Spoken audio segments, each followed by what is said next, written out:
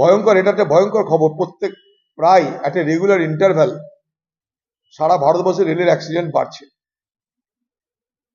তার কারণ একটাই, যে রেল পরিষেবার জন্য যত কর্মচারীর প্রয়োজন, সেফটি সিকিউরিটির ক্ষেত্রে যত কর্মচারীর প্রয়োজন, সেখানে বড়সড় ঘাটতি দেখা দিয়েছে। তাই নিরাপত্তার কারণে, সেফটি অ্যান্ড সিকিউরিটি, রেল সুষ্ঠুভাবে পরিচালনার জন্য যে দক্ষ কর্মচারী থাকা দরকার, সেই সংখ্যা ভয়ঙ্করভাবে কমতে থাকার কারণে আজ এই ধরনের একের পর এক দুর্ঘটনার খবর আমরা পাচ্ছি, যেখানে মূল বিষয়টা দাঁড়িয়ে আছে সেফটি অ্যান্ড সিকিউরিটির প্রশ্নে। পুলিশ প্রশাসনের বাংলা মানুষের আস্থা কবে আছে আমার জানা নাই, তাই পুলিশ প্রশাসন মনে করলে করে ঠেকাতে পারে এটাও আমার জানা আছে।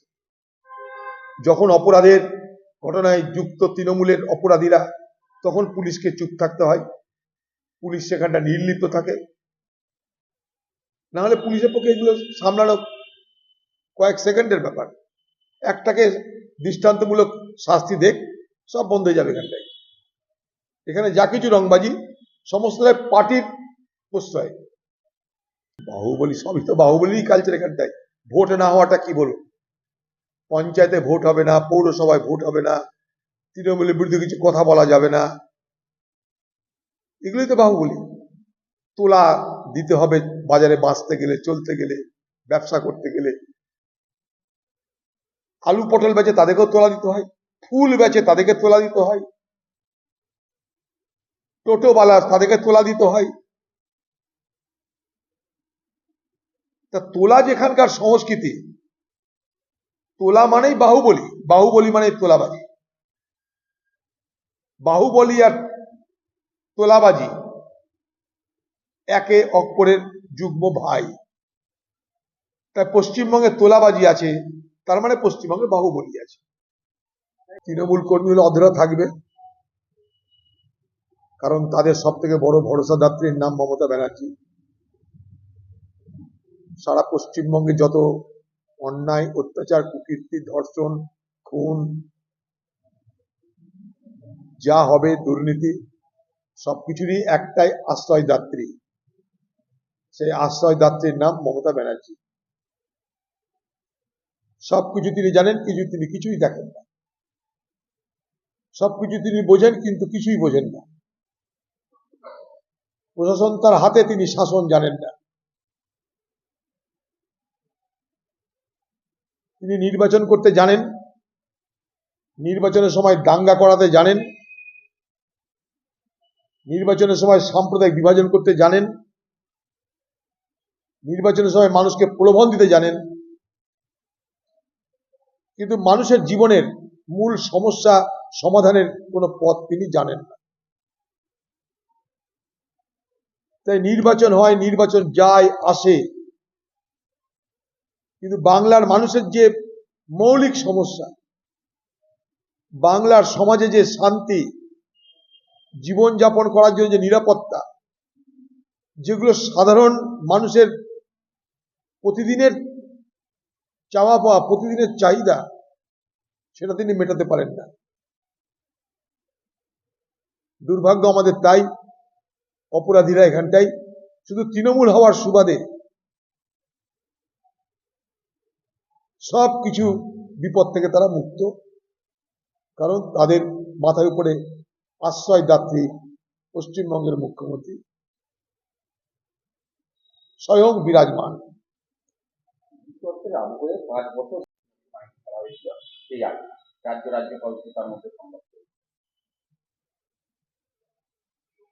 দেখুন, মব লিঞ্চিং এর বিরুদ্ধে আইন তো তৈরি হয়েছে, এরপরে আবার নতুন 3টে আইন ভারতবর্ষের সরকার চালু করছে। দেখুন, শুধুমাত্র আইন দিয়ে গণপিটুনির মতন মধ্যযুগীয় অপরাধকে খতম করা যাবে না। তার জন্য দরকার সমাজের সর্বস্তরের মানুষের মধ্যে সচেতনতা, প্রশাসনের তৎপরতা এবং সরকারের নিরপেক্ষতা। আজকে বাংলার মুখ্যমন্ত্রী চাপে পড়ে তার দলের বিধায়কের বিরুদ্ধে শোকজ করছে। এই শোকজ নয়, এটা একটা নাটক। শোকজ করার মধ্য দিয়ে আসল কজটাকেই ভুলিয়ে দেওয়া হবে। গত লোকসভা নির্বাচনে দাঙ্গা করছে তৃণমূলের এমএলএ, খোলা মঞ্চে দাঁড়িয়ে বলছে হিন্দু মুসলমান বিভাজনের কথা, খোলা মঞ্চে বলছে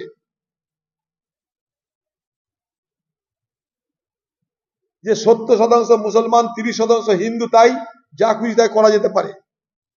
কোন মুসলমান সমাজ তাকে স্বীকৃতি দিচ্ছে না, কোন হিন্দু সমাজ সেই কথাকে স্বীকৃতি দেয় না।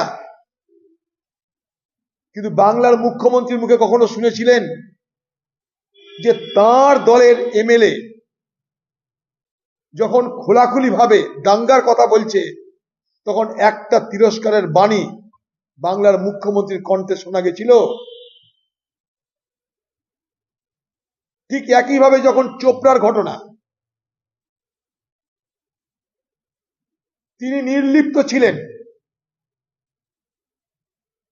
সারা দেশ জুড়ে যখন প্রবল প্রতিবাদ, প্রবল নিন্দার ঝড় উঠেছে, সেই নিন্দার ঝড়ে তার মনে হয়েছে এবার একটু মুখটা খুলে বাজারে যেমন শোকেসে রকমারি পণ্য বিক্রি হয়, তেমনি করে শোকজ করে তার দলের রকমারি পণ্যকে তিনি বাজারে বেচবেন। ধামাচাপা দেওয়ার একটা নতুন শব্দের নাম শোকজ। অপরাধের ধামাচাপা, তৃণমূল দলের শোকজের নামান্তর। তাই ইসলামপুর থেকে বহরমপুর, দীঘা থেকে দার্জিলিং, এ বাংলা জুড়ে অপরাধ, নৃশংসতা, নিষ্ঠুরতার তালিকা দীর্ঘ থেকে দীর্ঘতর হচ্ছে।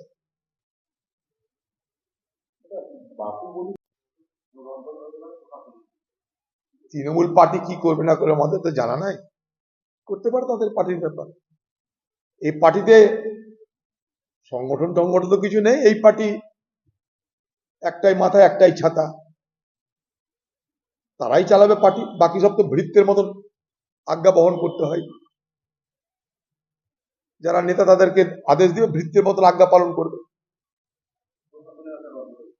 করতে পারে। ভোটের সময় কারা কারা ঠিক মতন মোসাহেবি করেনি, তৃণমূলের কথা উঠা বসা করেনি, সেগুলোকে দেখে দেখে বদলাতে পারে। কারা বেশি করে করে বিরোধীদের উপরে অত্যাচার নামাতে পারবে আগামী দিনে, তার ক্ষেত্র প্রস্তুত করতে পারে, অনেক কিছু করতে পারে। কিন্তু বাংলার ভবিষ্যৎ নিয়ে কোনো আলোচনা নাই। বাংলায় শিল্প নেই কেন? রুটি রুজি নেই কেন? লক্ষ লক্ষ মানুষকে পরিযায়ী শ্রমিক হতে হয় কেন?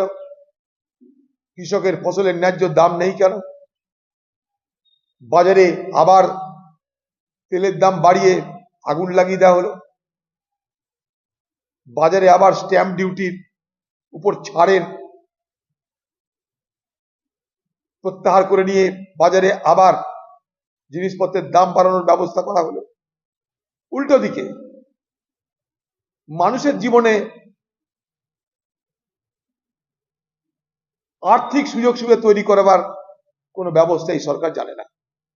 এই সরকার বাতেলা জানে, ভাষণ জানে, গরম গরম কথা জানে, বিভাজনের রাজনীতি জানে, আর ভোট এলে মানুষকে প্রলোভনের কথা বলে মানুষের জীবনে যে মৌলিক সমস্যা, সেই সমস্যা সমাধান থেকে বিরত থাকে।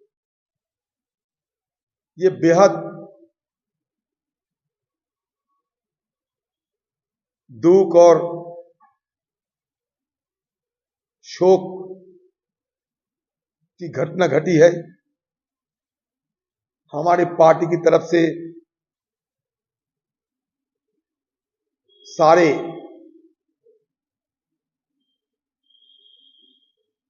मृतकों को, परिवारों को समवेदना व्यक्त किए गए हैं। हमारे नेता राहुल गांधी जी कल अपना शोक वार्ता भेजे भी हैं। सदन के अंदर इस मुद्दे की जिक्र भी हुई है।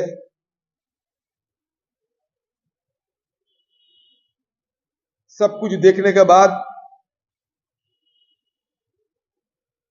ये निष्कर्ष में जरूर पहुंचना आसान है कि भक्तगणों की रखरखाव में, देखभाली में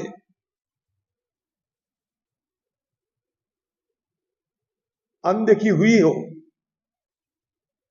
अनदेखी हुए हैं, इसलिए ये अनदेखी और उदासीनता के चलते इतने आम लोगों को जान गंवाने पड़े। ये बेहद दर्दनाक ये हादसा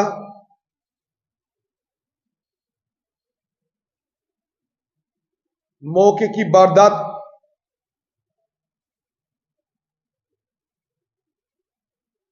अगर सही ढंग से निरीक्षण किया जाए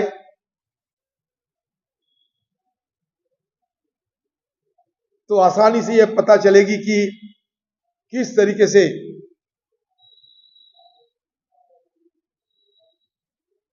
ये समारोह की इंतजामियात में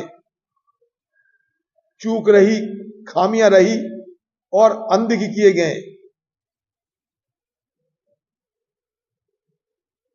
इतने सारे तादाद में लोगों की मौत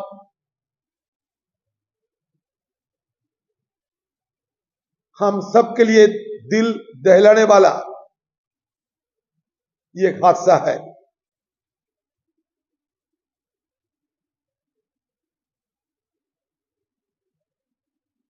इसका जांच पड़ताल, तफ्तीश सही ढंग से होना चाहिए और किस वजह से ये दर्दनाक घटना घटी इसकी जानकारी हम सबको मालूमात होना चाहिए।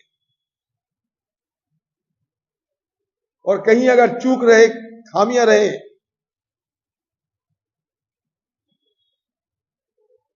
तो उसके खिलाफ भी कड़ी से कड़ी कार्रवाई भी करना चाहिए।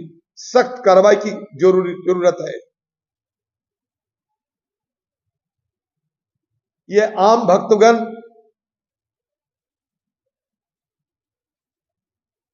और इन लोगों की मौत को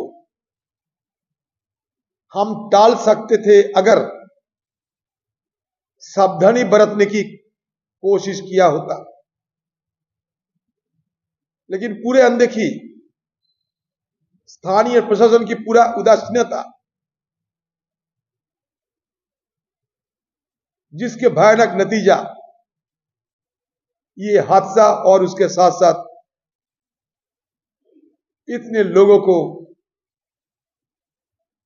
मौत। দ্য সহজ পাঠ, সহজ কথা, সঠিক তথ্য।